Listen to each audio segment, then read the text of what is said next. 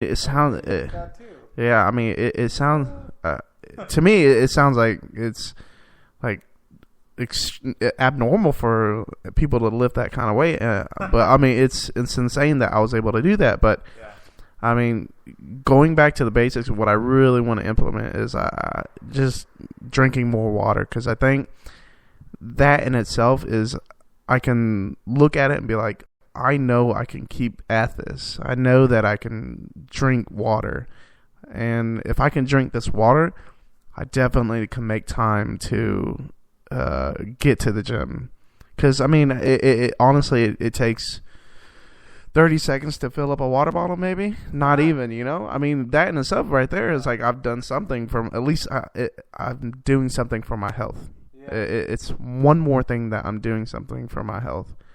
I guess another thing would be trying to get to bed on time. I mean, I've been really struggling with this lately, and it's gotten to the point where I'm too exhausted to wake up. And then when Samir just comes and knocks on my door to come wake me up, you're like, let's go. Are you gonna go? And I'm literally just like, no, dude. That's literally how I feel. I'm like, no. I mean, are you crazy? But I mean, that in itself, I feel like, as much as we need to be healthy, drinking water and getting enough sleep, those are like the two big things that I feel like are really important. Because, I mean, if you're staying up past 12 o'clock, there's really no need to be staying up past that late. There's nothing going on. I mean, I don't even think God's awake at that time, but I think trying to get to bed on a decent at a decent time, definitely think is a huge thing for me.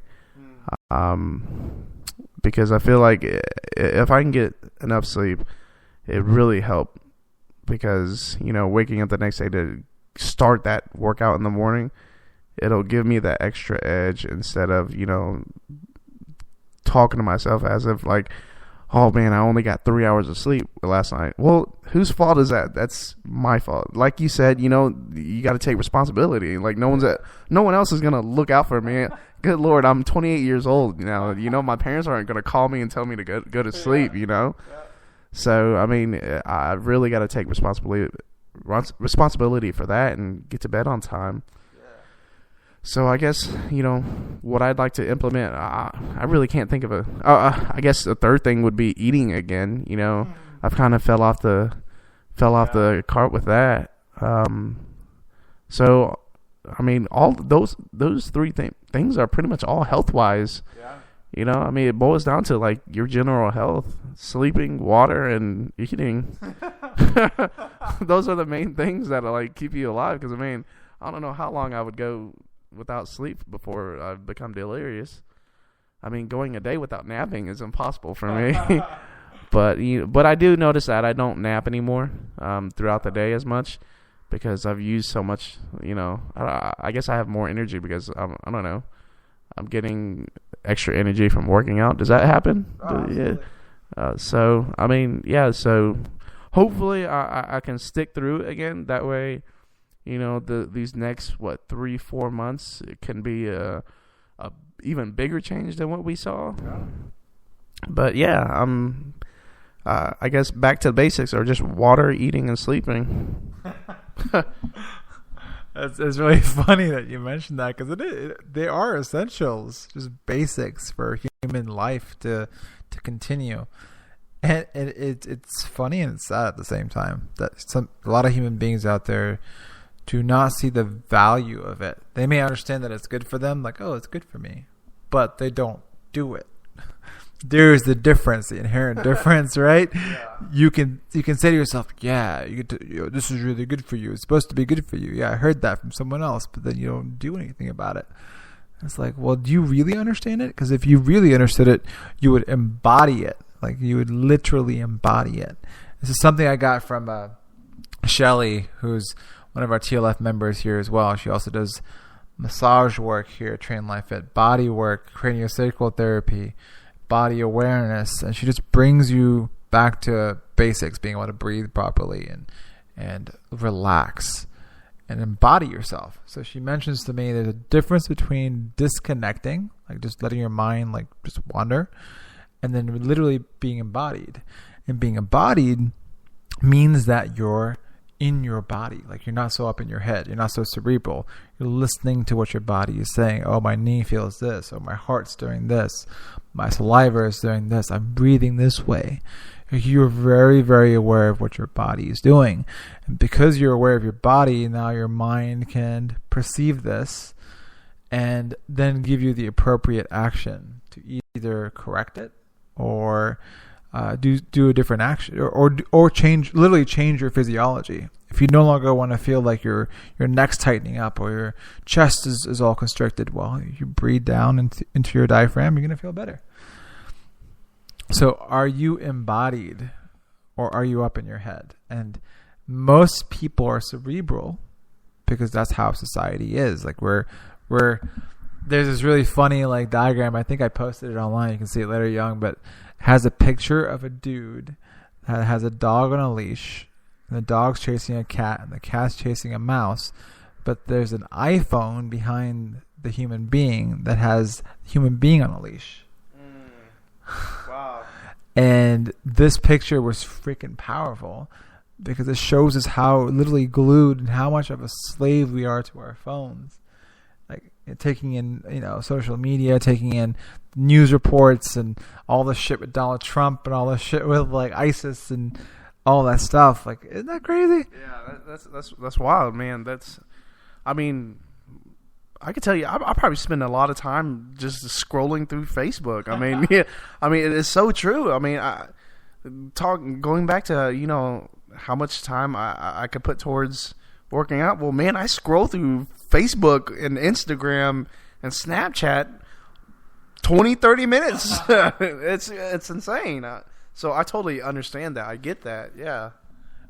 And by no means am I bashing social media. I think it's one of the most powerful things out there. If it wasn't for social media, this right now would not be happening. Me talking into this mic, Young talking into this mic, and potentially affecting millions of people out there, people in China, Russia, some of the followers we have in India, all of you out there, this would not be possible. YouTube, it's such an information age, and it's so awesome to be able to access this information, and it's at our fingertips. It's in our back pockets. It's right there. And just like everything else, it can become detrimental when it takes over our life and becomes all-consuming. Same with fitness. If really we think about life in terms of workouts, then there's something off. But if you think about life in terms of movement mastery, like, oh, if I squat enough, I won't feel back pain. Oh, go figure. Awesome, right? Or if I'm able to breathe better, I probably won't feel so stressed. Oh, awesome. Or if I'm able to hinge when I pick up boxes off the ground, I probably won't hurt myself.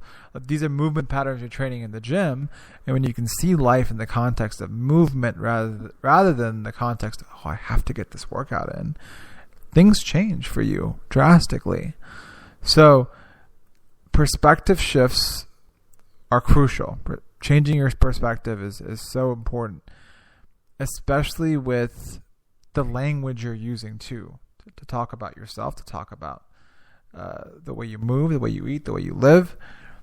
Language is so interesting to me because I'll hear people say, oh, like, man, like I was doing so well, and then, man, I've just been doing so fucking bad. I'm just doing so bad. Like, oh, like they get so down on themselves. I'm like, dude, listen to yourself right now. You're literally telling your body that you're bad. You're not enough. You're not doing well. And so your body just like gets used to failing. But if you get used to telling your body like, okay, you fell off, man, I acknowledge that, but you know what? You've done this before. It's like Young was saying, I've done this before. There's no reason why I can't do it again. And far exceed some of the numbers I hit on deadlift or squat, or far exceed the ability to eat the meals I need to eat, or breathe better, or when I'm even studying for stuff, instead of being so up in my head, sometimes be embodied, be in my body for a bit. Oh, okay, how am I feeling? Okay, maybe I need to squat for a bit, come back and read. Maybe I need to move around for a second. Maybe I need to drink some water, and then I can come back. Oh, I can now consolidate the information from my biology book, from my anatomy book better, because now I was embodied. Like, those things become so important when you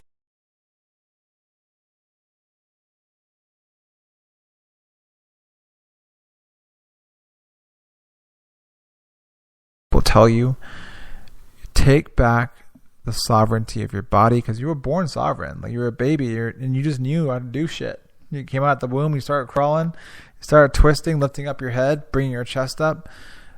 You started experiencing your reflexes, falling on your ass. You squatted, you hinged. You just knew how to do that shit. And then somewhere along the way, you've lost it. You know, so social media can almost be detrimental, but it can also be very, very rewarding at the same time. You can gain the information you need. You can use it as a business tool. You can use it as a means to inspire people, to get people off their ass and do things they never thought they could. You can use it as a means to keep up with friends and family. Whatever it is, it's a powerful tool. But just like with the whole Spider-Man thing, like what Spider-Man's uncle said, with great power comes great responsibility. And you owe it to yourself to be responsible enough to know how much is enough, to know how much social media is enough, to know how much movement is enough. And with movement, for most people, guys, we got to be moving as much as possible throughout the day. But when I say move, I don't mean mindless movement. I don't mean just like roaming around, shuffling our feet and going from the coffee pot back to your desk. I mean literally doing the things you were born to do, like squat, hinge, twist, lunge, hang, invert, all these beautiful things that you're meant to do. You have to do it because it's nourishing. It's not just a workout, guys. Movement is nourishing. Your lymphatic system improves. Your immune system improves. Your ability to digest food improves. Your shits get better. You're just more regular with a lot of things. Your sex drive is better. Your hormones are more on point. These are so crucial. All the things that are rewarding to us as human beings, sex, good food, moving better, feeling good every day, being able to have a wonderful conversation with someone, experiencing happiness, being able to go to all the places we've wanted to go all our life, travel the world. Those things depend on us being well. And us being well means we have to do the things that we need to do to be well. So commit to that. Commit to that. And know that, just like we were saying before, social media and distractions and all the excuses that we come up with are simply just that. They're there to pull you away from what you really need to be doing for yourself. And that is being embodied, being in your body and giving it what it needs. And it needs your attention. It needs well-being. That's huge. So I definitely want to leave this off, because I know we're hitting around the hour mark here of the podcast, by talking about some of the things that I want to implement in my life. Shoot. So I've talked about, I've already implemented oil swishing and cold water showers and hanging, which has been beautiful already. For me, I did want to mention this with sleeping, since Young brought it up. Sometimes it's really not about the amount of hours you get per se, but it's how well you can optimize the sleep that you do get. So that means that as you get closer to nighttime, like even in our house right now, and just by luck, some of the light bulbs are out, and so we only have like one light on, which is good. And I've downloaded a program called f.lux on my laptop, which dims my screen to an orange color, instead of being like a bright light. So the blue light that's being emitted from the screen is very stressful on the eyes, especially at nighttime, because the way it's supposed to go, when the sun hits the peak, you're going to get this nice white light that hits our eyes, that wakes us up, cortisol goes up in our body. We're ready to do the damn thing. And then around afternoon, it starts going to more of like a blue light wavelength. And then towards evening, it goes to like an orange